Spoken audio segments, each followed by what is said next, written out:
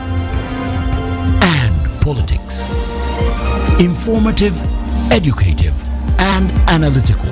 Getting to the real issues that affect an ordinary individual in areas of leadership, governance, social, and economy. The truth, the lies, and politics. A very good evening to our viewers, and I do welcome you to this wonderful Wednesday here on The Truth, Lies, and Politics. And this is a dynamic space where ideas collide, opinions ignite, and perspectives are challenged on the table. I do invite you onto a journey where we do discuss issues that affect you and I and express diverse, perspectives across the table. You can be a part of this conversation when you go to our socials, that is on Facebook, on X, and on YouTube. That is at Speed TV UG. Feel free to leave a comment there. We'll be glad to address it and be able to either have you contribute to the conversation on. I'd like to apologize for the delay in starting our transmission. A few of the technical issues that delayed us, but we're glad that we're here, and we do thank you very much for being a part of this show. Before I do get into the conversation and I introduce the guests on the show, I would like to leave this with you. The battle lines are drawn. Uganda heads to the polls in just 3 months. The presidential nominations have set the stage, but who are the key players? And what do Ugandans want for the next 5 years? But most importantly, will the promises match the delivery? Join us this Wednesday on The Truth, Lies, and Politics as we strip away the noise and get to the heart of Uganda's presidential race. Only on Spirit TV. Stay informed, stay engaged. Let me do welcome you back to the show. Well, I will definitely dive into introducing the guests that we have in studio, and considering that we are in that season, this is day 2 of the presidential nominations that have happened here in Uganda as we do get ready for the 2026 race for who becomes the new leader for our country. On my immediate left is Mr. Joseph Ochieno from the UPC party. He picked papers. He handed in whatever he needed to hand in. He will let us know what happened. Also, next to him, who is appearing on the show for the very first time, Mr. Augustine Ojobile, who is the secretary from FDC Electoral Commission. I would like to welcome you to the show, sir. And lastly, Mr. Charles Romushana, who is a political analyst and also a former spy. And so would like to thank you. Yeah, the Almighty God of all creation is great and exceedingly merciful. I know you came from far. But you traveled safe. Yes, I did. So it should be you. I got into a bit of there was still a bit. I know you traveled safe. I traveled safe. You should always say, God is great. The message I have for you is very brief. The angelic words. These are words of the angel. Hail Mary, full of grace, the Lord is with you. Yes. Blessed are you among women, and blessed is the fruit of thy womb, Jesus. Then the church prays. These are words of the angel. The church prays, Holy Mary, Mother of God, pray for us sinners, now and at the hour of our death. Is here. But there are some operating words full of grace. I've just been doing some research. Some say that in her there was no space for sin.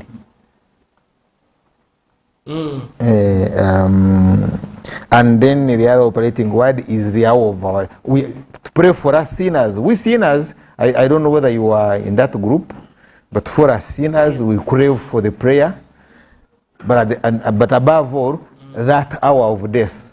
I have no clue what actually. Oceano, do you have some idea of what actually happens on that hour of death. They don't. Yeah, so this prayer is prayed by very many people. Have the Kuru when you are at that moment. So this prayer is prayed. It's too late. This prayer is prayed by very, very many people. Actually, she says, all nations will call me blessed. You remember? If you have read in the Gospels, this prayer is prayed by very many people on earth and literally daily. So the fundamental question is, we who don't, do we want to think we are the most wise and then the other ones are not? Think through it. Thank you very much, Mr. Charles Romushana, for that. Always having something for us to think through. And gentlemen, I'd like to jump straight into our conversation. Now, there's a battle for Uganda's presidency, and we're looking at what has happened between the 2 days, that is yesterday and today, the presidential nominations. So far, we have, I think, 6 who've been nominated, and we get to think about 6 or 8? 8, yes. Thank you for the correction. We get to think about what Ugandans want for the next 5 years, but also the key players who are in this election. Even before we get that far, we'd like to hear, look at the process, look at the preparation, look at what has happened, and just glean from what is happening within the different parties. We have UPC here represented, we have FDC represented, and we have the political analyst and former spy. I saw Augustine smiling when I said former spy. But Mr. Joseph Ocheno, you picked papers, you handed in the papers. You didn't. You didn't hand, yes, you picked the papers. And before that whole process went through, there was a whole court process. And please let us know just take us on a brief, what you've gone through, what you've experienced, and the roadblocks you have faced along the way. Yeah, I thought you were going to start with your maiden guest who I was anxious to hear whether or not he was amongst those people who flunked Mayamwiri Obi and Ndala Mafabi, and how it tests and feels to be there. To be there, yes. But that said, yes, I picked nomination forms. Yes. That was the easiest process. We had over 100 candidates pick nearly those 200. forms. Yes. I have told other networks, I want to repeat it, that my opinion is that the process should not be changed. Of picking forms. No, yes, and nor should it be monetized. Ugandans pay a lot of taxes, and money that people in government and power uses huge amount of money compared to this. Yes. It's a process maybe for excitement for some people. There may be maybe even 1 or 2 comedians who go there, but to make us happy and to forget about the challenges of... we had a comedian who made it for the Ukrainian president. Yeah. So, yes. Yeah. So I would suggest that. But also at the same time, we had cases of young people doing these things. It's a good experience for them. Charles, of the presidential candidates, interestingly, up to 3 had offered to back me. And as of today, one of them is very disappointed that I'm not in there. But of those 3 also, one person was a very young person who apparently found me on social media, I think last year. Yes. But by this year, had already got very much interested that she went in, found me into the Common Man's Charter, and then a part of the party now called Common Man's Party, and very, very politically driven. And the young lady presented herself there. So coincidentally, when I turned up, obviously I didn't know her, and she never made contact with me. And she found me down the street. Oh, you spotted me, something like that. So very interesting. Obviously, I don't think she went far, but I think that is an opportunity in the absence of a culture that breeds young political activists and leaders like myself. I think it's an opportunity that should not be blocked, and nor should it be blocked by money. So that is fine. Number 2, there is this process of going to get signatories. Yes. 100 in 2/3 of the districts. That is shambolic Yes. and is unnecessary. I think that process should only be subjected maybe to individuals who are standing as independents. You represent a registered political party. Why should you be a suspect as if you're coming from the bush? You know? I think it's completely unnecessary for parties to be subjected to that. Yeah. But I mean, like Uganda Post Congress, you want us to prove that we are here when we created you. 90% of an NRA cabinet Probably the support has waned children of along the way. But that is not the state of. It should not be about testing your support base at material. Your registered political party. So your qualification should be. Yes.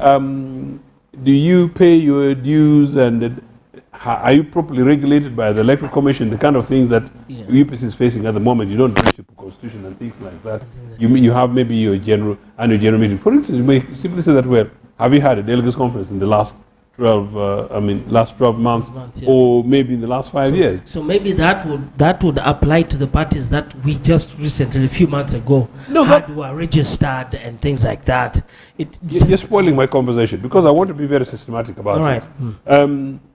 Because that could apply. So if you're recently registered political party, maybe within the 12 months, and then they say that you meet certain criteria, you may be subject to certain scrutiny. Yes. I'm simply saying a normal political party, the oldest political party like UPC, you want us to test. Not be. When you know that if it was not us, you would never have, your grandfather would not have known how to write the letter Y kind of stuff. So, but for independence to do that. But even if you say independence, for argument's sake, I don't think 2/3 is, you could do 10, maybe, maybe 10% of existing stuff, of those. Then come to the request of return. I don't believe that nomination fees for president should be 20 million shillings. Why? Unless you're a bunch of, I know. This is the highest office. I know. The highest quote in quote, but No, but it's a service. yes. Unlike for the Musevenis who go there to loot and others, it's a service. In any case, Mr. Museveni said the other day that he only earned 6 million shillings. 3 million shillings. So if you earn 3 million shillings, 20%. If the job salary is 3 million, the job salary is 3 million. so why should I pay? Why should you pay 20 million and pay to bribe when you're actually paying that in order to go to the people and people vote for you? Why? So I suggest, and these are serious propositions, this money should be reduced to no more than 5 million Uganda shillings. Then you can go to the credentials where you go through people's qualifications. Those are understandable. Maybe you're registered voter, you're a genuine citizen, you're not a dubious Ugandan like Vineti, yes. A person of good character. I mean, some of those we could actually decide to deliberately add. By the chance, it would be very interesting. That maybe you must, maybe they will do that on Check. You're a person of good character. Evidence that in the last 10 years you've not been caught thieving, you've not been caught stealing votes. Because in any case, a future UPC administration in which I'm president, one of the things I want to bring in is that amendments to electoral laws. That if you commit an electoral offense, particular electoral offenses, it should be made sure that you get to prison and you're banned from participating in electoral process, maybe 10 years, something along those lines. And these things are enforceable. At the moment, the rest of these things are shows. Now fast forward. The Electoral Commission allegedly uses these things to punish people. You see the panic in which people went for the signatures. On the one hand, people are struggling to get signatures. You get 100 and maybe 200 signatures, and then these guys tell you that maybe from a district. From a district. And then the Electoral Commission checks these signatures, and they say, 50 don't qualify. The 50 who don't qualify, they don't know how they check those themselves. If they're going to check the signatures, they should be saying that, look, this is the criteria, and the representative is going to be there. I think one of the candidates... Is that how it has been before? No, but I'm just trying to say how this thing should happen. Because I said some of these things are basically administrative nonsense. Yes. Really. And in any case, they're used to penalize people and penalize political parties. And then we end up with drama leading to the selection process. I've been involved in elections around the world. You don't go through this kind of charade, this kind of nonsense. You know, things happen, you go through the process, you're wasting people's time, you're wasting people's efforts, but maybe you're trying to use your issue to go and taunt people. Talk about issue then. How does the Electoral Commission check these things? Whom do they call? Of those others, they say that 50 failed. Do they come and tell you that of the 50 who failed is so and so and so and so and so? The double register, things like that. They don't tell you that. My opinion is that in the worst case scenario, they say 10 of you have failed. Send your agent, let them come here. We show them that maybe we called so and so and we found it's a dead person. You know? But if the failure rate is that high, it tells you that people who are carrying national IDs around the country who are not fully represented are high. So that's the national security implication. Yes. So it's a direct indictment on government and government institutions. Wow. And so finally then, beyond that then, NRA tables, 2 million signatures allegedly. He said, you know, in democracies, if you did that, normal democracies, the population would punish you because they would be showing that, well, you're being complacent or you're boasting. Isn't it, Charles? In normal election, the perception, even if you are the most confident candidate, you don't go boasting, we're winning. You can say we're winning to motivate your people, but once you show that you're boasting, before the elections, the population punishes it. So you must have a sense of humility. So to show 2 million votes, not like you're wasting time with the Electoral Commission, but you're boasting. But in this particular case, what are you trying to prove? Finally, it tells of the Electoral Commission. We've asked you, bring 2 passport-size photographs, and then you bring 20. Aren't you silly? You know? So really, so the Electoral Commission should simply say that, well, you know, if we ask for 100 in a district, bring no more than this. Of course, if you fail, you can bring double. But NRA is also telling us that, well, it's 100, you know, so in total we need 100,000, you know, signatures, but we're bringing 2 million because what? We don't trust the rest of what? What is the message? So those are the convoluted things. But you realize that these topics, these conversations are not hard. So, you know, nor do citizens ask these questions. So I think they're basically shambolically nonsense. Then finally, of course, today we've not had cases that poor Amory had the other time. We had to walk barefoot. My FDC friend will tell us how his FDC candidate performed. But finally, candidate Museveni blocks Kampala City. Yesterday I found myself in the city, man. I was in the court that did not deliver anything I wanted. The court, I traveled around Kampala, you know, to leave. So one candidate brings Kampala to a standstill. But FDC is not able to have a rally in solidarity with PFF, you know, to complain about basic arrest. I saw what you did there. But I hear you, and I know we'll get into the court cases of things that are happening in UPC. All right. But I'd like to get to Mr. Augustine. First of all, yes, I see you're wearing a T-shirt. It has your flag bearer, and that is Honorable Nandala Mafabi. Congratulations. Should I say congratulations that he was nominated? You know, what's been your experience in the Electoral Commission with that? You're part this time. You had yesterday, you had today. What has been your experience with the nominations? Thank you, colleagues on the panel. It's not been an easy task. First, I would want to make 2 corrections. Yes. First, this is not the first time I'm appearing on this show. You've been here before? I've been here several. I even don't know how many times. Wait, with me, it is the first time. It is actually the second time. Oh, I apologize. I've been here with one of your colleagues. Yes. Thank you very much for correcting that. The is about the process of nomination. Yes. In your introduction, you allude that the process started yesterday. Because you try to make us answer the question in line with how it started yesterday and it has closed today. Like to, yes, okay. So you see, as it is said, electoral issues are a process. There is a point where you begin, then end up with the day of the elections. So it's a tedious and very long process. And these processes begin internally from political parties, and then they evolve to the National Electoral Commission, and then they end up with the population. Though the population is always involved throughout. Yes. In these internal and external processes.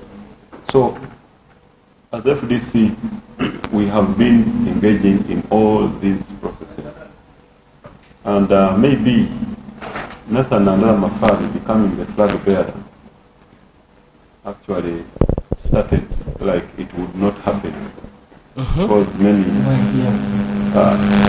people thought he would not buy the idea of running as president. Because this was not the first time. This was not the first time he has been thought of as a person who could run as president. In the first place, I think it came, the first time that idea came was around 2016, when he was just out of the office of the leader of opposition.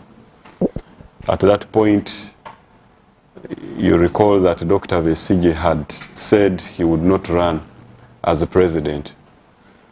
And so, with the mistrust people have towards towards General Mugisha Muntu, some people came up with the idea that please Nandale should come and run as president. And he said no. So some people, me inclusive, went to Dr. Kiza Besigye and approached him and requested that he should abandon his idea of not running. And we started the process of even collecting money from citizens to sponsor his candidature. Besigye. Yes. We collected money from citizens in about 5 districts, if I'm not forgetting. And we collected about 16 millions to make sure we can buy for him fuel, which can kickstart his campaigns. And eventually, as elders were also talking to him, for us we were doing the other political part, which was activism on the streets to make sure that he does not go against the idea.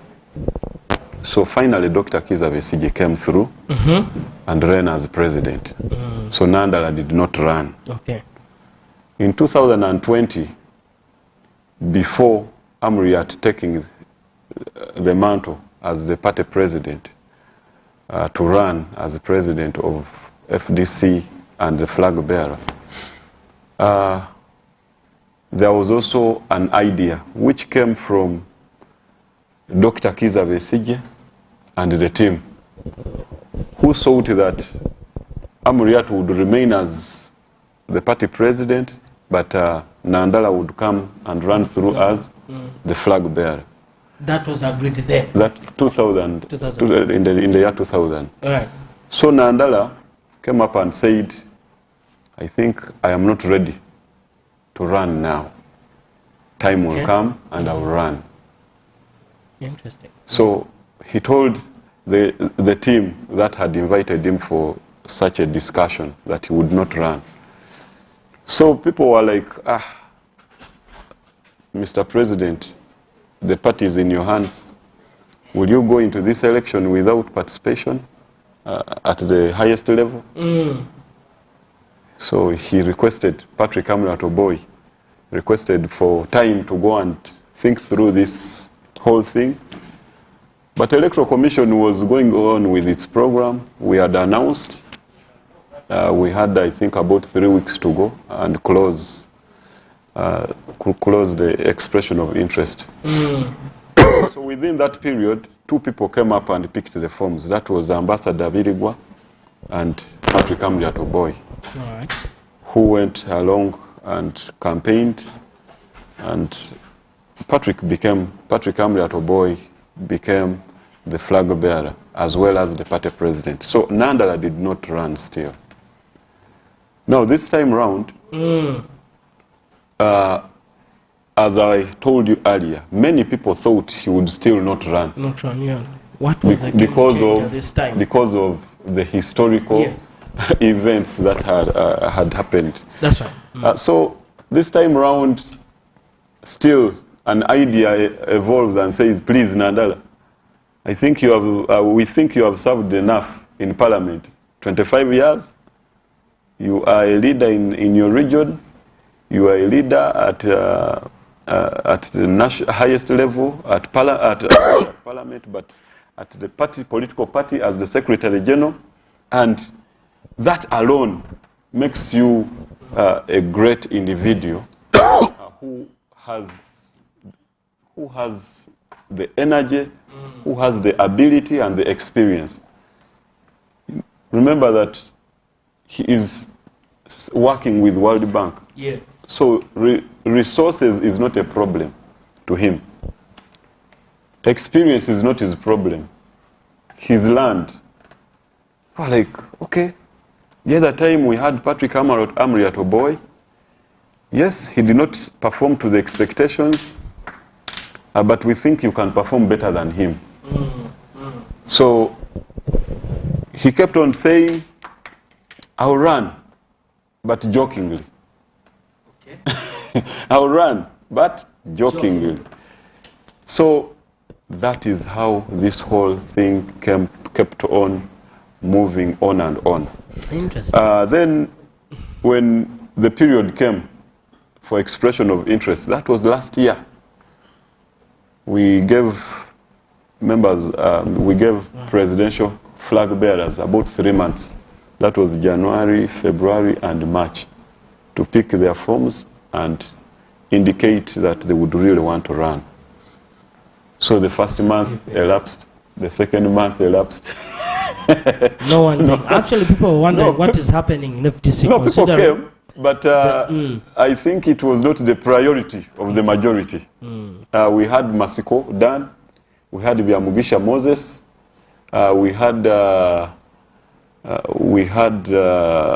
we had someone coming from Wakiso here. I saw him also at Electoral Commission, a certain Muslim. We didn't know him, but he came and expressed interest with FDC. So we gave him the forms. Obviously, we have a process. You knew. We could obviously deal with him along the way. Yes. But now, the two prospective candidates did not pick forms within the 2 months. Now it was now the last month, moving on. And now, in the last month, that's when both of them picked forms. Okay. And they said, we are going to run. So that's how they came in. Right. From March, and that is how the process kicked off. We took them through vetting process, and we let them go to the public, and along the way, Patrick Amriat Oboy withdrew his candidature. Out of his own volition. Yes, he withdrew his candidature. That's how Nandala became the flag bearer of the Forum for Democratic Change.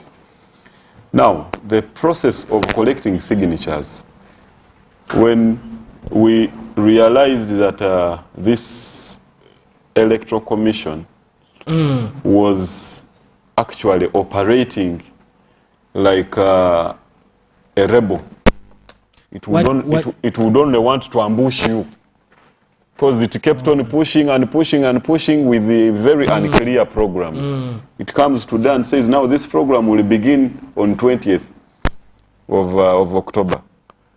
As you approach 10th of October, it pushes it ahead. So we're like, okay, these are market tricks being played.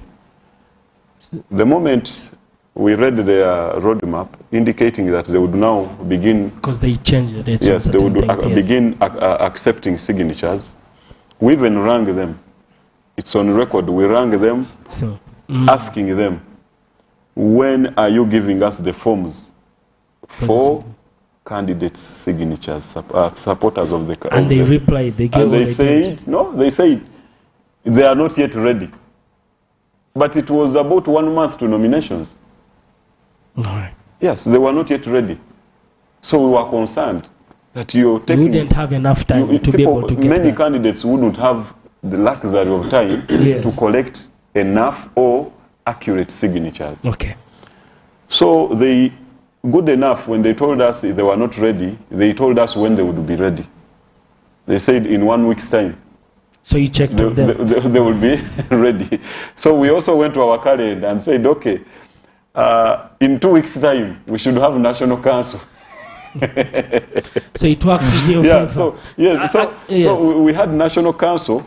National Council is the second highest organ of the party, which accommodates the chairpersons of all districts.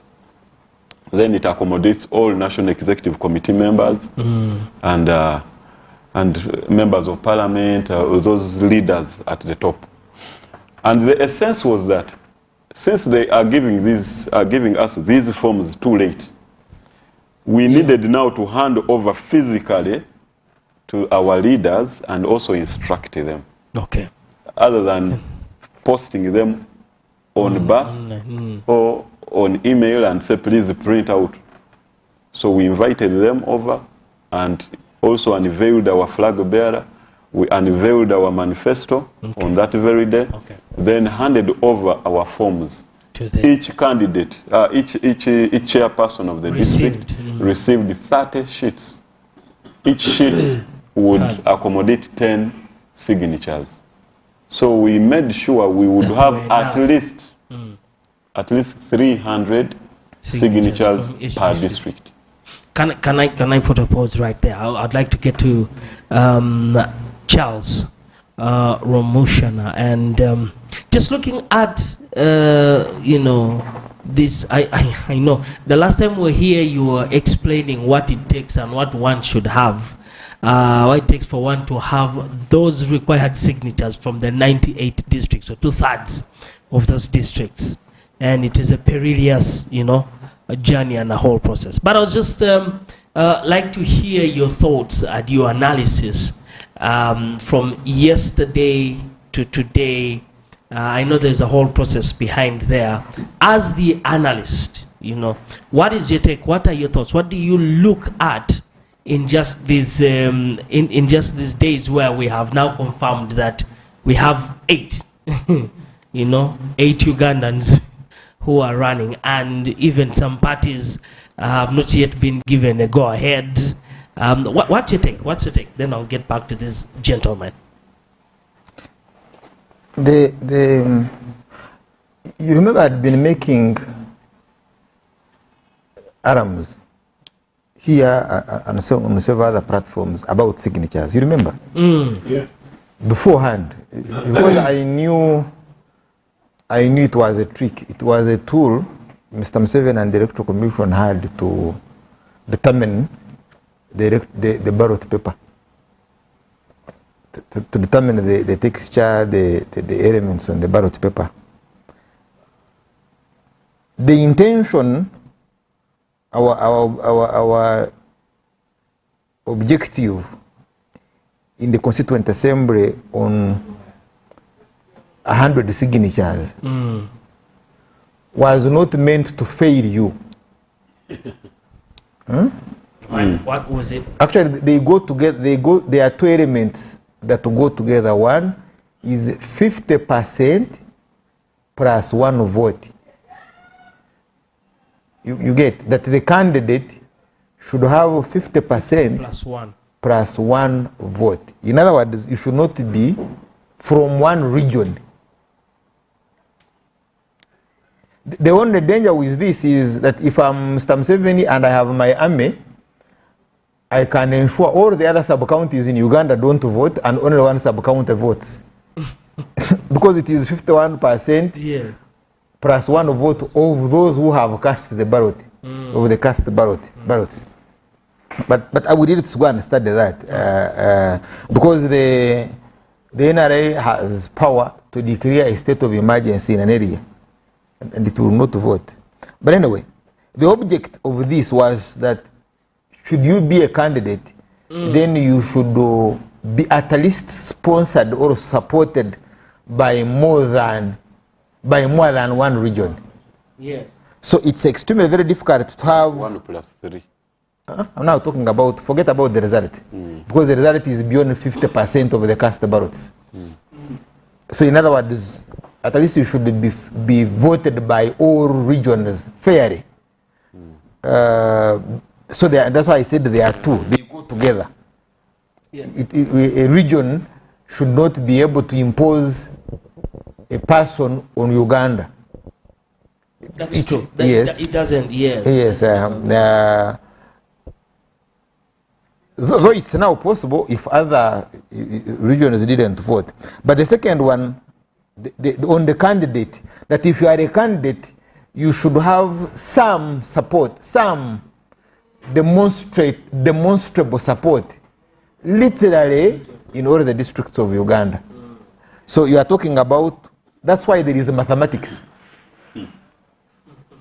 The 2/3 is mathematical. Of course, now it has been vulgarized. So you have now Tororo and Tororo. When we made this constitution, Tororo was one district. So you see? Now we have. When we made this constitution, Kabare was one district. So what were we looking at?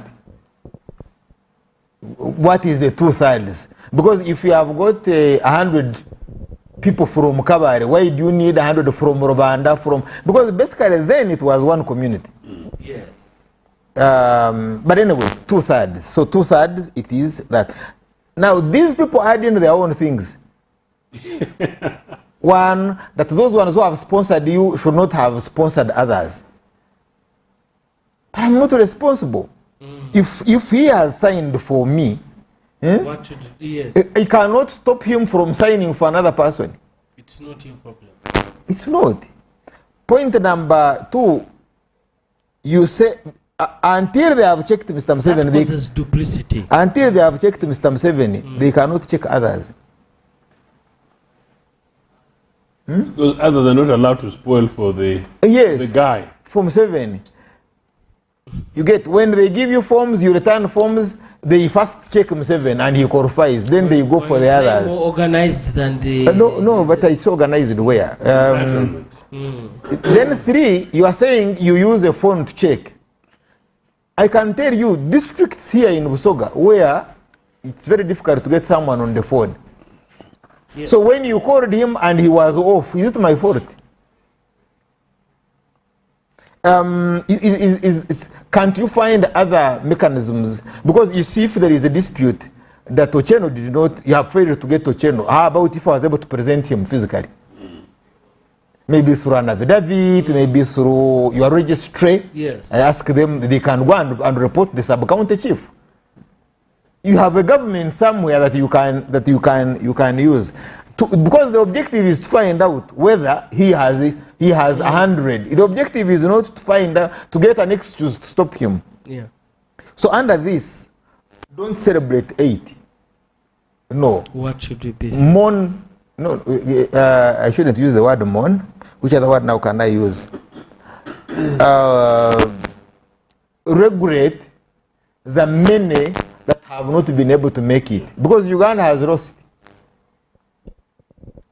This incompetent group, Ubiawakama.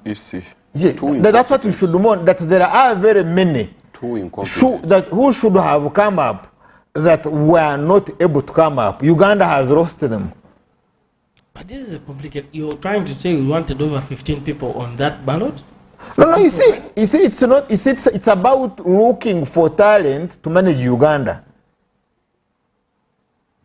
You get it. It's that people should have alternatives. The alternatives should be many.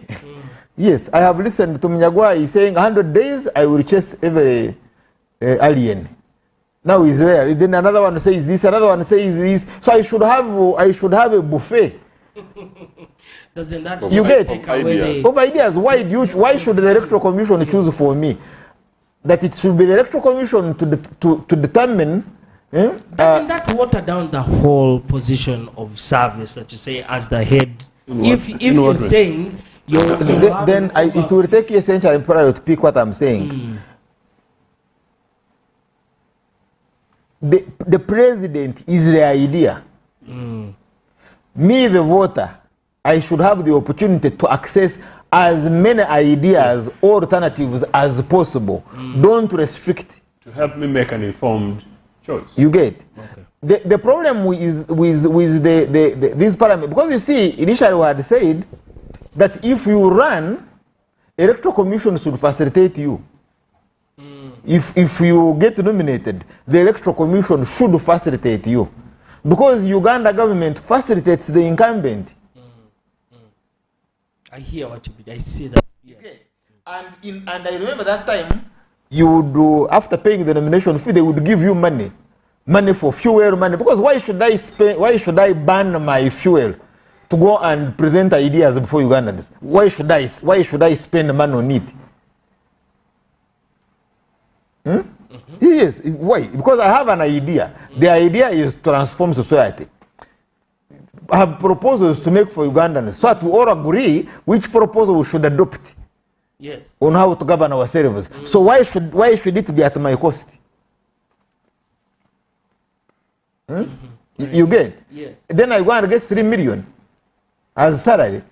I use $1 billion and get 3 million. Oh, you are simply saying. Because there are bigger picks and packs that come. No, it is 3 million. It is 3 million. Mr. Seven has told you it is 3 million. Yes. 20% goes to NRM. He donates it.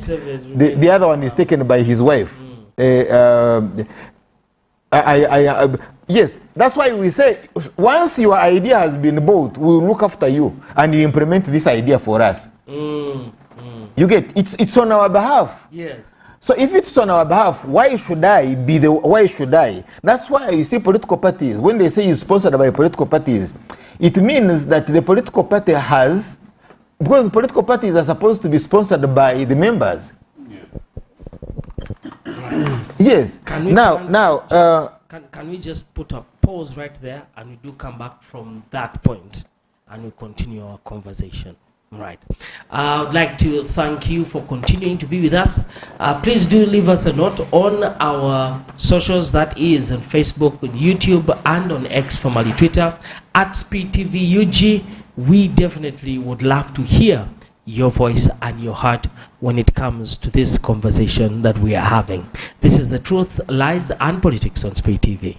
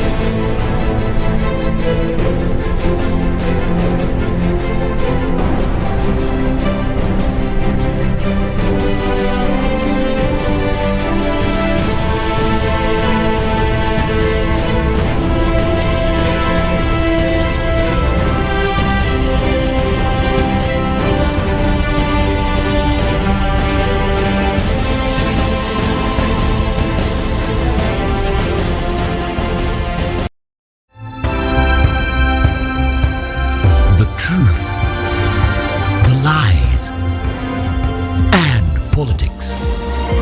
Informative, educative, and analytical. Getting to the real issues that affect an ordinary individual in areas of leadership, governance, social, and economy. The truth, the lies.